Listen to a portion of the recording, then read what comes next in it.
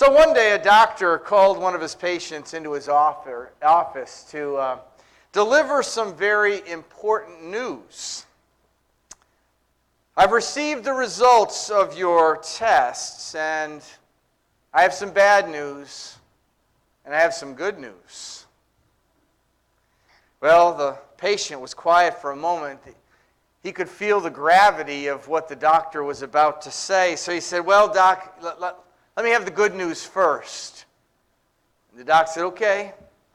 The good news is you have 24 hours to live." And the man said, "That's the good news? If that's the good news, what in the world's the bad news?" "I was supposed to deliver the good news to you yesterday."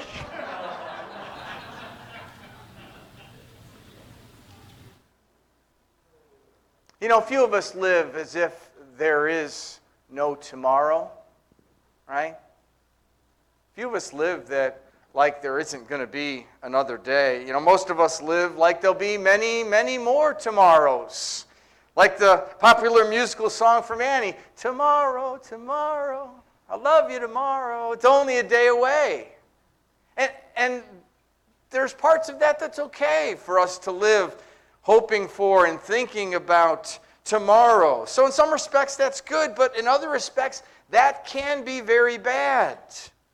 If we look forward to tomorrow with hope, that's a fine perspective to have. But if we look forward to tomorrow with a presumptuous spirit, then we're in danger. As you know from our study in the book of James, as we move through this little letter, James is very direct, right? He's very practical about the things that he talks about.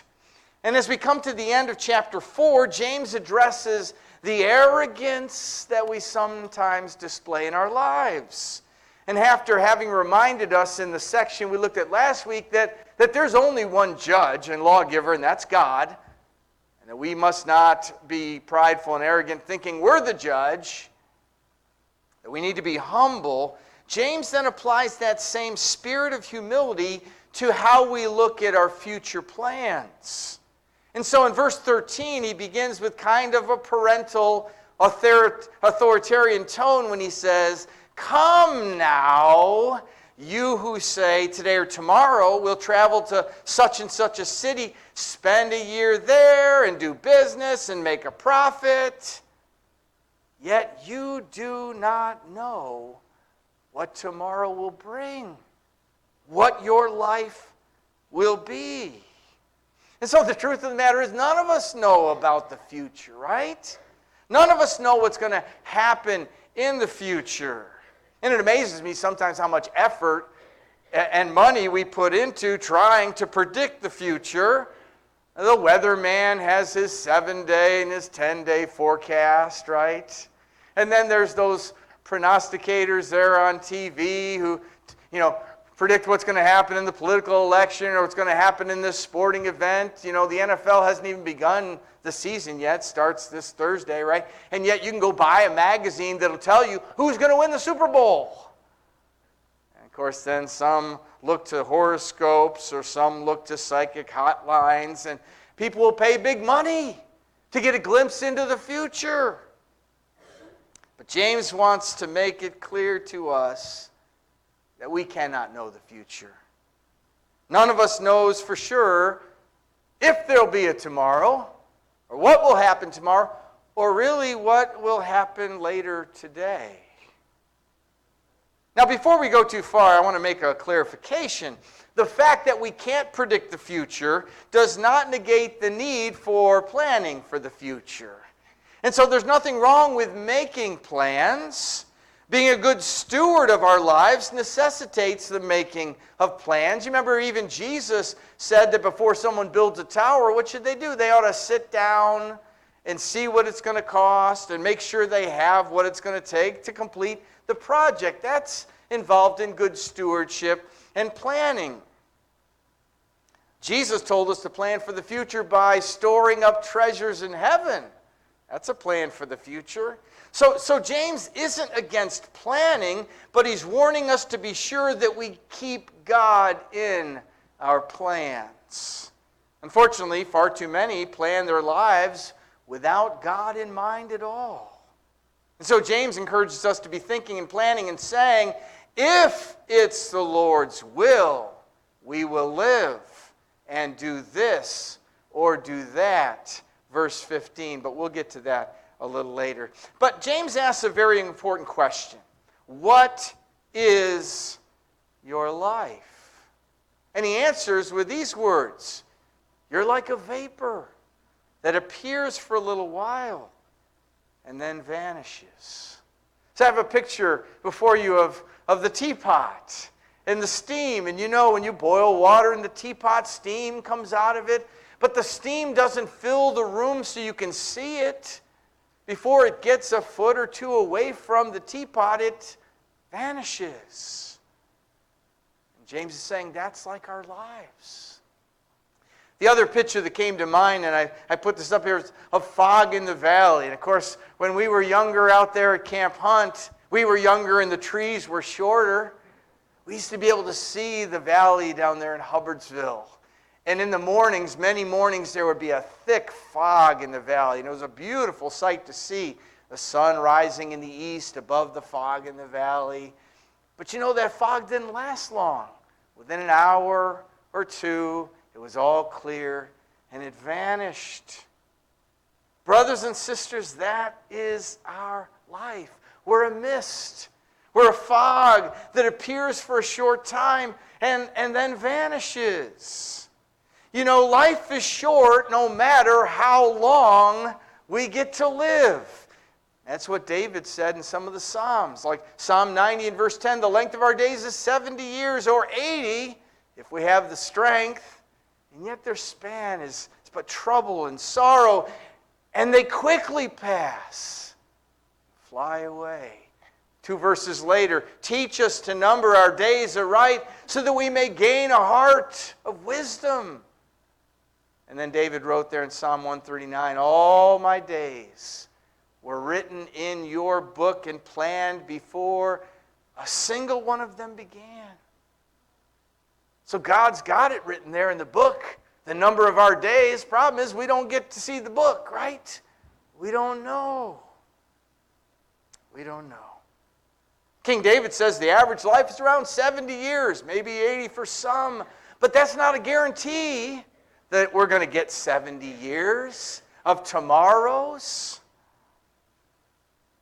We just don't know when this day or this moment will be our last. Let's talk about the uncertainty of life for a minute. I'm sure all of us remember where we were that morning when we first got news of the terrorist attacks at 9/11. We're at that anniversary period. It's a powerful illustration. I was at the office and Diana came and she said, something weird just happened in New York City. Some plane flew into a building, and I'm thinking a small passenger plane or something. Somebody, you know. And so I turned on the TV only to see the rest of it all unfold. And these pictures that I have before you, you've got the Twin Towers before the terrorist attacks. And then you've got that ominous picture of that second plane coming in to hit that second tower. And you've got this picture of terror on the faces of the people rushing away after that first tower came down. And then you've got the smoke that billowed for days after both of them were gone. But here's the most sobering point to me. Other than those terrorists on those planes, no one else that morning who got onto one of those planes or who went into their office in one of those towers, no one thought, today's the last day of my life. And yet it was. Thousands of people went to meet their Maker that day. They had plans for the day. They had plans for later that evening. They had plans for the next weekend or the next year. But our life is just a mist. And we don't know when it will vanish. On December 26, 2004, a very large earthquake occurred out under the Indian Ocean that resulted in a devastating tsunami, and hundreds of thousands of people were caught unaware, swept away in the ensuing flood. This Canadian couple named John and Jackie Nill from North Vancouver were frequent visitors to that Asian region, and they were on the beach when that tsunami hit the shores. Their digital camera was recovered in the cleanup. And these are some of the final images showing the sequence of the ocean as it came towards them. You can see the sequence. They didn't even feel the earthquake. It was so far out in the ocean. And yet, all of a sudden, here comes a wave, I think, right? And it gets bigger and bigger and bigger until it swept them away.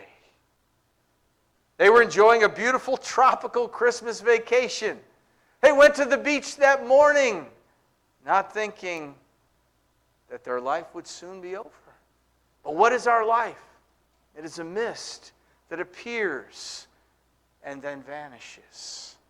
Now, I could go on for hours with example after example from history. Think for a minute about the present COVID-19 pandemic we're experiencing. Since we discovered the outbreak of this coronavirus in late 2019, there have been 218,875,918 cases of COVID in the world, leading to 4,539,112 deaths as of Wednesday when I researched that and wrote it down. In our own country, we've had 40 million of those cases. 658,102 Americans have died from COVID. Our own dear brother, Don Williams, taken away by COVID. More recently, two of our dear brothers. I see Kathy and Ryan with us today. John Kennedy, Jim Sullivan, passed away suddenly. Both woke up that morning not knowing this is their day. What is your life? It's a mist that appears for a short time and then vanishes. I've officiated over 120 funerals in my ministry. The oldest funeral was for a person, or the oldest person's funeral I've done was the 101-year-old Emily Brundage, Bill Vale's grandmother. The youngest I've done is Noah, the 5.5-week-old boy, my sister Cindy's son. The youngest ones are always the hardest. But I've done far too many funerals of younger ones, people in their 40s and 50s, even my own sister Sue. Listen again to the words of James. Now listen, you who say today or tomorrow we'll go to this city or that city and spend a year there and carry on business and make money. Why, you don't even know what will happen tomorrow. What is your life? You're a mist that appears for a little while and then vanishes. So what do we do with this fact? James tells us there are 3 sins that we need to avoid with regard to these things. And the first sin is the sin of presumption. The sin of presumption is an arrogant, or maybe a not so arrogant display of pride. Presumption may carry itself with a swagger, like with the rich fool in Luke 15, or 12 rather, who thought he could build the bigger barns and then he'd sit back and he'd enjoy his wealth and flaunt it. And that very night his life was taken from him. Or presumption may simply be the quiet, understated presumption that motivates many of us, causing us to think we've got all the time in the world. to do whatever we plan, or to get around to doing what God wants us to do. We must not act like we're the ones who determine our future. We must learn to humbly acknowledge that all that we are and that all that we might be is in the hands of God. The second sin that we need to avoid is the sin of boasting. And the Greek word used here has its roots in a characteristic of the wandering quack. Yeah, they had wandering quacks in the time that James wrote. It's kind of like the medicine man of the frontier days of America, right? With their concoctions and potions that were supposed to fix everything, guaranteed. Well, they didn't have those powers.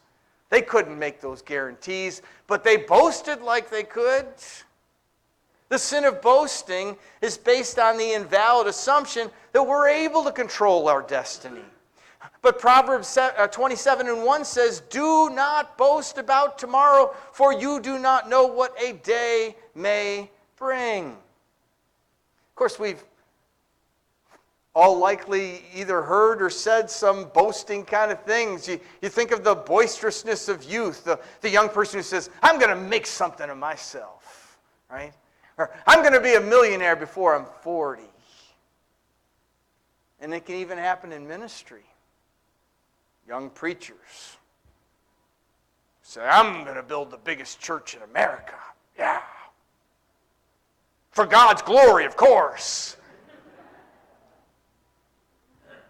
James says, "But as it is, you boast in your arrogance. All such boasting is evil." And the third sin that we need to avoid is the sin of omission. Verse 17 says, "So it is a sin to know the good and yet not do it." And, at first glance, verse 17 seems like it's disjointed from the discussion going on here and the way it's proceeding, It may refer to all that James has said up to that point in this section or the whole letter. In his commentary, Douglas Moo explains the connection this way. James has urged us to take the Lord into consideration in all our planning. We therefore have no excuse in this matter. We know what we are to do. To not boast, to not be presumptuous, to make sure we got God in our planning, right? To fail now to do it, James wants to make clear, is sin. So Douglas Moo just kind of applies it to this one point in this section. But it's certainly a principle that applies throughout our lives, right? To know a better way and to not live that way is sin, the sin of omission. And this is a subtle sin. We know what it is to do the sins of commission. God says, "Don't do it." And we do it. So what happened? We committed the sin. But we don't always think about when God says to do it. This is what you should do, and we don't, that is also sin. The sin of omission. One Sunday school teacher was asking her class, "What is the sin of omission?" One of the little ones put the hand up and said, "The sin of omission is when you plan to sin, but you forget to sin." Not exactly. Not when you plan to sin and forget. No, it's the good you're supposed to do, but you don't do. Every minute that God gives us to live is a gift. But it's not a gift for us to spend selfishly on ourselves. It's a gift to use to God's glory. We're privileged to serve as God's ambassadors of love and grace. And we must not fail to fulfill this mission. To do so is to sin in omission, right? God's given us His marching orders, and to fail to do what He tells us to do is a serious sin, just as serious as to do the things He told us not to do. Now let me bring the lesson to a close by encouraging us to do three things. First of all, let's trust God. Let's trust God with our lives, with our futures. Let's live one day at a time. Most of us are too young to remember an earlier generation that used to use the initials DV whenever they were writing letters that included future plans. They would follow it with DV, which stands for Deo Volente. Deo, God, God willing. It was a practice of an earlier time.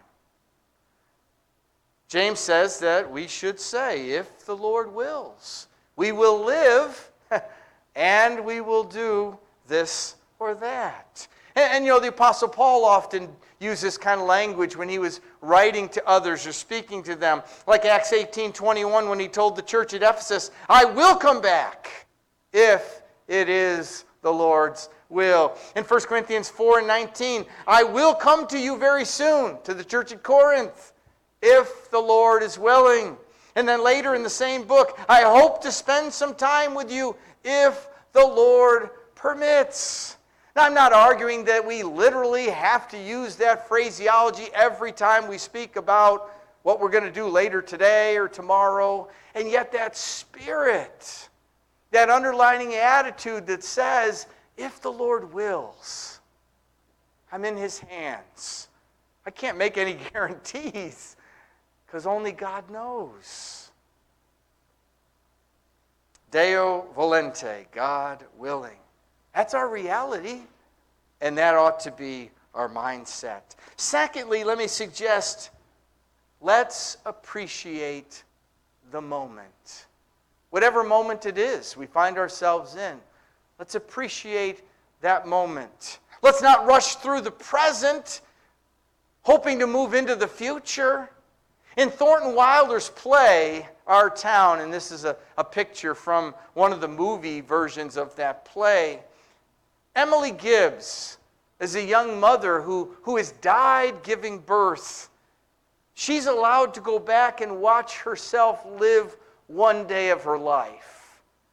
She chooses the day of her 12th birthday, which was 14 years before her death.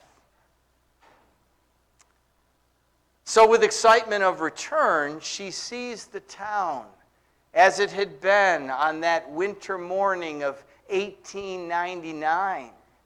And with nostalgia, she watches her then young mother who's cooking breakfast and her young father hiding a surprise gift as he calls for his birthday girl to come. And with wonder tempered by sadness, she softly cries, I can't bear it. They're so young and beautiful. Why did they ever have to get old? And with mounting frustration, she pleads, oh, Mama, just look at me 1 minute, as though you really saw me. Let's look at one another. And then sobbing with grief, she cries out, I can't go on. It goes so fast. We don't have time to look at one another. And as she asks to be taken away, she says, I didn't realize all that was going on. And I never noticed. Life is a vapor that appears for a little while and then vanishes. And before it vanishes, we better notice. Notice the moment. Notice the people before they're gone. And then number 3, let's not delay obedience. There's an old fable that tells about 3 demon apprentices who are about to, finish out their training, right? And so they go before Satan to tell him their plans for bringing about the demise of human beings. And the first demon says, I am going to tell them there is no heaven. And Satan says, that's not going to work. The book of truth just talks too much about heaven. They'll never believe you. The second demon says, I'm going to tell them there is no hell. And Satan says, that's not going to work either. You know, Jesus talked about hell even more than he talked about heaven. They're going to know that there has to be a consequences for the wrongs they do. The third demon says, I'm going to tell them there's no hurry. And Satan says, go, and you will ruin thousands. The most dangerous delusion of all is there's plenty of time. I'll get around to it when I get around to it, right? None of us know the day or the hour of Christ's return. That could be at any moment, right? And none of us know the day or the hour that our own life will be over. We must not delay our obedience. You know, ultimately, the brevity and the uncertainty of life shouldn't cause us to fear, but should cause us to give our lives to Christ and to trust in Him. We don't know about tomorrow, but like the song says, we know who holds tomorrow, right? And we hold on to the one who holds tomorrow. We hold on to God's unchanging hand. Are you not yet a Christian? Have you not made that decision? Have you not taken that step? What are you waiting for? Don't delay.